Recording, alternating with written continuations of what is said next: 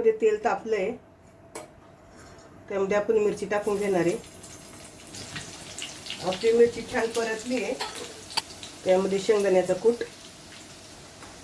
Gas बारीक केलाय, हलकासा आपण परतून घेणार आहे.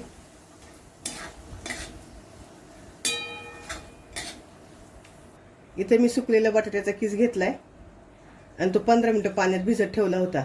पाणी काढून घेतलंय. आता इथं आपलं जे शेंगदाणे परतलेत त्यामध्ये आपण टाकून घेणार आहे.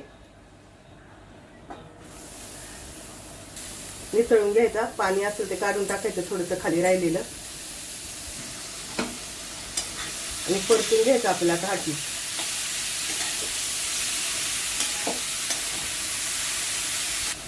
बारीक गॅसवर परती ते सगळं. आपला किस परतून झालाय. त्यामध्ये साबुदाणे टाकणार आहे आपण. भिजवलेले साबू तांदूळ आहेत, मिक्स करून घेणार आहे. खूप छान लागते ही खिचडी. तुम्ही खाल्ली का मला नक्की कमेंट करून सांगा.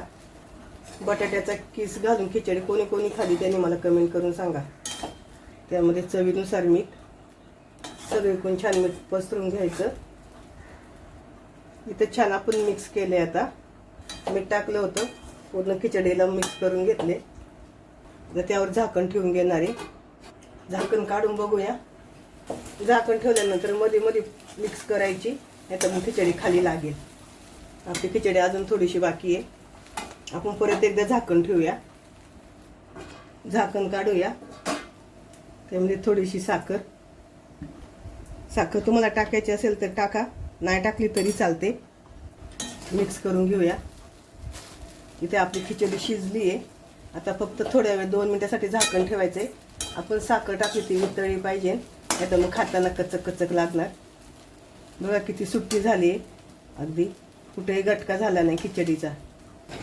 आणि खिचडी कैरी बरोबर खूप छान लागते खायला, कच्च्या कैरीसोबत. तुमच्या का असेल तर नक्की एकदा करून बघा आणि खा. झाकण घेऊया. फक्त 2 मिनिटासाठी झाकण ठेवायचे. 2 मिनिटं झालेत. आपण झाकण काढले. खिचडी मिक्स करू. इथे आपली खिचडी तयार झालेली आहे.